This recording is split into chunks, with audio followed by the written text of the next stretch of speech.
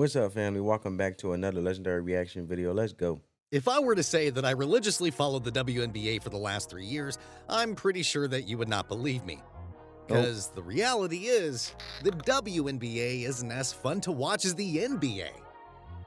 That's true, but then the NBA, I don't really watch it until like the playoffs, bro, because that's when it really gets serious. We all know that all changed with the arrival of Caitlin Clark. True. I mean, there's no female player in WNBA history that has gained the attention of the entire sports world like the way Caitlin is doing right now. And she's currently putting women's basketball on center stage for casual sports fans to talk about, which is something that has never been done for ages. Like, for the sake of comparison, what Caitlin is doing right now is similar to what Michael Jordan did back in the early 90s, when he elevated the game itself to a whole new level while also making the NBA marketable. Yeah. As well as more. And I felt like Larry Bird and Magic Johnson was the start of it, you know, with the rivalry, but Michael Jordan took it to a whole another level. The views, obviously, no question, no doubt about it, was at its highest when it came to NBA being marketable. Profitable in the process. Before the 2023 season, the WNBA had grown by 40% viewership from 2022 to 2023. But with Caitlin Clark's arrival, it's grown by 400% viewership. Okay, now let's not talk viewership, let's talk ticket sales. Bear with me. Ticket sales grew in 2023 by 16% from 2022. Ticket sales have grown by 93% in 2024. What that means is without Caitlin Clark, the WNBA would have taken till 2029 or 20. 16% from 2022 and then 93% in 2024. Bro, this girl's doing it. Bro, she's doing it. Is without Caitlin Clark, the WNBA would have taken till 2029 or 2030 to get to where Caitlin Clark has gotten them today. What Caitlin Clark has done is grown the WNBA exponentially. She did in 5 weeks what would have taken 5 years. And as it pertains to draft viewership, she did in 5 days what would have taken 5 years. So yes, the WNBA was growing before Caitlin Clark. Make that abundantly clear. But it was growing incrementally compared to the It was growing slowly. It was growing very, very slowly. And Caitlin Clark basically boosted it on steroids. You know what I'm saying? Like, basically, like, took him to another phenomenal, impactful level in a positive way in regard to the WNBA. Exponential growth you're seeing now. As they say, the numbers don't lie. The presence of Caitlin alone in the WNBA has indeed put more butts in the seats and more eyes on the WNBA as a basketball product. She has become an instant ambassador for the WNBA and women's basketball in general. And for the very first time in a long while, the WNBA has finally found the face of the league that they can bank on for the years to come. Yeah. But see, despite the media attention and insane amount of money that Caitlin is bringing to the WNBA, a lot of her peers and foreign players are not happy with what she's doing right now. And in fact, most of them just hate her because they believe she's hogging the spotlight onto herself. I mean, take the case of Lynette Woodard. In case you're unfamiliar with the name, Woodard played for Kentucky from 1977 to 1981. Yeah, I don't know this woman. And during her playing days, Woodard was just an absolute beast and was considered one of the most prolific scorers in her time. So much so that she ended up as the all-time leading scorer in women's college basketball history with 3,649 points across her name. Nice. Now, when Caitlin surpassed her scoring record last February, Woodard came out a bit salty and defensive upon learning the news. And instead of acknowledging and celebrating her accomplishment... Come on, bro. You just got to give respect when respect is due. It's a different era. You know, times have evolved. You did it in your time. You was the first to do it. And then, look, just being able to see someone else have the possibility to do it just creates that generational impact to come. To inspire more individuals to do it and do it even greater. Why not, bro? Like, come on, bro. Stop being a sore loser, bro. Here's what she said. I am. Okay, so this is... Let's see what she said. Let's see. Is she going to give sincere respects? Or she gonna throw some shade, but somewhat try to make it like she giving respect? I am the hidden figure, but no longer now.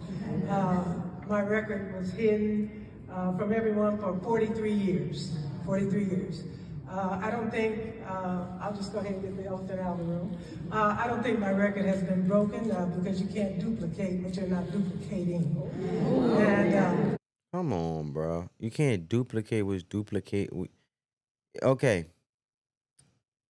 You can't duplicate what has been done as regards of setting the tone, let alone bringing let alone changing the trajectory of the records being broken. But the record can still be broken, honey. No, don't get it twisted now. You set the tone, which was very inspirational. Now she took it another level to inspire others to be even more inspired that they can do it, to be even capable. So why don't you let yourself be the beginning of some inspiration and let Caitlin be the one that not only can inspire, but impact the next generation to come? Like, why you gotta hate? Why do you gotta hate? No one's trying to duplicate it. She's just playing the game, basketball, just like you probably were back then. I doubt any player was really focused on how many points a game and how many career points or whatever the case may be. They just playing the game of basketball. Nobody really focused on that. They focus on the game game by game because the whole objective is they trying to win and get a championship for the most part. Unless you come with a men's basketball and a two-point shot, hey, you know. Though she has every right to say and be acknowledged as the uncrowned leading scorer of women's college basketball, I think it's off-putting to put Caitlin in a bad light right after she just dethroned her. See, while it's true Woodard played in a much more challenging basketball environment back then than Caitlin, it's not her fault that the three-point line was added. It's not her fault that she has to play using a women's-sized basketball. The game simply evolved over time. And if the so-called advantages favored Caitlin offensively in a certain way and made her a better scorer, then it's not her fault. So why do you take it against her? Like you'd never hear Kareem making some lousy excuse about how there was no three-pointer back in the day when LeBron broke his scoring record last year. And in fact, Kareem was actually on the sidelines and eventually celebrated with him on the court the moment LeBron hit the record-breaking shot. I mean, no one actually knew about Woodard and her record until Caitlin broke it. Exactly. Exactly. So she gave you visibility, let alone while she dethroned you. But she still gave you the visibility because then it goes back to individuals that's being curious to wait. Who broke it before? Like, come on, bro. Like, Caitlin Clark is basically bringing value to everybody in the game who've been in the league before she came, individuals before her, way before her that was in the league. And it's like, bro, I don't understand, bro. Like, she helping everybody, uplifting everybody, like, even herself, you know, like, bro. This being said, she should have been thankful to Caitlin instead of discrediting her, because now she finally has the chance to be recognized for the things she has done for the game, all thanks to the media attention that Caitlin brought upon her. Exactly. Anyway, another Hall of Famer who is oozing with jealousy against Caitlin is former WNBA legend Sheryl Swoopes. Just like Woodard, Swoopes quickly discredited Caitlin for breaking the all-time scoring record by saying that the reason why she successfully broke it was simply because she had played more games. This isn't just for Caitlin, but... Come on, man. Woman, man, they could be petty on top of petty sometimes, bro. Ask me about Caitlin. If you're going to break a record, to me, if it's legitimate, you have to break that record in the same amount of time that that player set it. So if Kelsey Plum set that record in 4 years, well, Caitlin should have broke that record in 4 years. But because there's a COVID year and then there's another year, you know what I mean? So she's already had an extra year to break that record. So is it truly a broken record? Now, when you hear it the first time, you would believe that Swoopes was dropping facts with her body language and the way she says her argument with such conviction. However, a simple search online would tell you that Swoopes is lying and just flat out hating on Caitlin. See, as you can see in this graph right here, Caitlin has actually surpassed Plum's record by playing fewer games than her. Plum had set... See what happened when you get so defensive? The logic goes out the window. ...with 139 games, while Caitlin broke it in just 126 games. Anyway, Swoopes didn't stop there. After spitting 100% lies, she would double down on her narrative by saying, Caitlin Clark right now probably takes about 40 shots a game.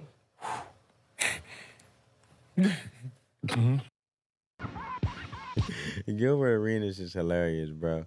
He said, let her keep on taking 40 shots a game then. But let you know that it'd be all impactful. Here we go. I know you like that. Hell yeah. Okay. Once again, if someone were to just type in, Caitlin Clark's stats this year, it would show via ESPN the 4-year player from Iowa attempts 22.3 shots a game. So she just said that the reason why she scored a ton of points was because she was taking 40 shots a ball game. But once again, a simple Google search would tell you that Swoops was lying. According to her college stats, Caitlin was just taking around 18 to 22 shots a ball game, and was nowhere near the 40 shots that Swoops was saying. I mean, it's clear as day that you can't teach class regardless of whether you're a Hall of Famer like Swoops. She hating so bad she ain't even watching the game. She don't even know. She ain't even taking the time to Google it. Up-and-coming star like Angel Reese. See, the reason why I brought up Reese in the conversation is that she too has been low-key dissing Caitlin. I think so many people are watching women's basketball right now. It all started from the national championship game, and I've been dealing with this for 2 years now. And understanding, negative things have probably been said about me, but honestly, I'll take that because look where women's basketball is. People are talking about women's basketball, but you never would think that we'd be talking about women's basketball. People are pulling up to games. We got celebrities coming to games, sold out arenas, just because of one single game. And just looking at that, I'll take that role. I'll take the bad guy role, and I'll continue to take that on and be that for my teammates. And if I want to be that, and I know I'll go down in history, I'll look back in 20 years and be like, yeah, the reason why we watching women's basketball is not just because of one person. It's because of me, too, and I want y'all to realize that. It's not just because of one person. Okay, so you want the limelight. I've done so much for this game. To me, Reese is simply jealous of Caitlin, because even though Reese and her team have defeated her for the state championship, Caitlin still became the #1 overall pick in the draft. And worse, she got selected over her. I mean, at this point, everyone... run that back. And worse, she got selected over her. Became the #1 overall pick in the draft. And worse, she got selected over her. I mean, at this point, everyone seemingly hates and is jealous of Caitlin and her popularity, whether it be the OGs, her co-rookies, or the veterans in the league. Well, speaking of vets, Lexi Brown has also fired some shots at Caitlin around the issue that Ice Cube apparently offered her $5 million to play on the Big 3 for 8 games. Here's her take on it. If you open the article and you see what he said was his reasoning, he wanted to provide more opportunities for WNBA players and provide opportunities to not go overseas. So you offered the contract to a player who's not yet even in the WNBA. It's from a business perspective. First of all, you need to stop throwing hate, because from a business perspective, she already brought visibility to the WNBA without going to the NBA, if you want to be technical. And obviously, from a business perspective and Ice Cube standpoint with the Big 3, it will bring more visibility to the Big 3 as well. Let alone how she's already upgraded, flying wise, from flying to games for the WNBA. Sold out. The fever has been going not just from home games, but also away games. Come on, bro. Come on. 3 does not happen during overseas season, so that doesn't make sense. That's true. The people coming at me, no one really came at me sideways. One, I'm not a hater. This has nothing to do with Caitlin Clark. If he offered this to any college player, it would have been like, why? But because he's offering her $5 million, that's a better business decision than the WNBA wanting her to come play at the WNBA and be locked in with the W. That's not a business decision for us. We're haters because we want her to come to the W where she will be celebrated and embraced and uplifted. It's gonna be nothing's gonna be easy. It's gonna be competitive, but we're waiting for her. So for us to get just constantly shit on, you can't even acknowledge the growth and how amazing the WNBA is doing because like this happens. I mean, I don't get why she has to explain why Caitlin should or should not take the offer. And in my view, I think she's just jealous that Caitlin had the opportunity to get that. Yeah, I believe so too, because she tried to generalize it with college players and all this other crap. Bro, what are you talking about, bro? You're all over the place. And then I feel like she just acknowledged that she was a hater without acknowledging it, and somewhat she did acknowledge it. Like, that's how contradicting she is just when what she's talking about. But at the end of the day, not only was Caitlin Clark a #1 pick, but obviously her game is backing it up with the reason why she is #1. And she's not even caring about all this limelight on top of it. Like, it's amazing, man. Crazy amount of money by participating in just a couple of games, while she, on the other hand, was busting her butt for 6 years and only earning about 70 grand on average yearly. Instead of trying to explain the motive of Ice Cube, here's some practical advice that Lexi should have said right off the bat. When is the W season over with? October. October? Caitlin, accept it. Accept it. You got 8 games. 8 games, accept that $5 million, and then into the W. It's that simple. Yep. Take the $5 million and play later on in the WNBA. But obviously, Lexi hates the fact that a rookie would have a chance to earn more than her. Yep. And so she just justified her take by saying, We want her to come to the W where she will be celebrated and embraced and uplifted. It's going to be like, nothing's going to be easy. It's going to be competitive, but we're waiting for her. Well, I don't know what Lexi is smoking, because the only kind of welcome that Caitlin has received so far was all about nothing but hurt and pain. It happened prior to the inbound, so then anybody can shoot the free throw. Of course, Indiana would have Clark as a great free throw shooter shoot it. That's a flagrant, bro. Kick her out, bro. And talk about the physicality. Dana Evans wrapping up about Seattle, and all of a sudden, we're pretty close. This has been as close as it's been all second quarter long, 44. And to put the cherry on top, the WNBA didn't pick Caitlin to be a part of the USA team that will be competing in this upcoming Olympics. Yeah, bro, I don't understand, bro. Like, I don't get it, bro. Oh, she has the skills and the stats to back it all up.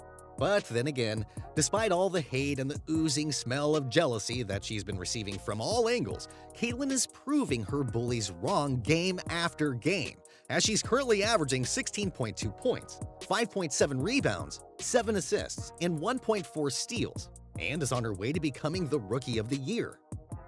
So with this said, I think Caitlin will do just fine. And the hate she's been receiving? Well, it will just fuel the fire inside her belly even more. Anyway, what do you guys think? Was Caitlin snubbed from the Olympics because of all the hate she's been getting? Let me know in the comments. Don't forget to like. I feel like the Olympics always be gearing more or catering more to the OGs, like the older folks that's like the veterans anyway. Overrated in a way. But not only will she do just fine, she'll be phenomenal.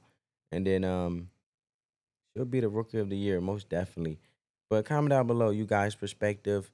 Remember, family, spread that peace, love, and positivity. Let the love supersede the hate. Until next time, family, peace.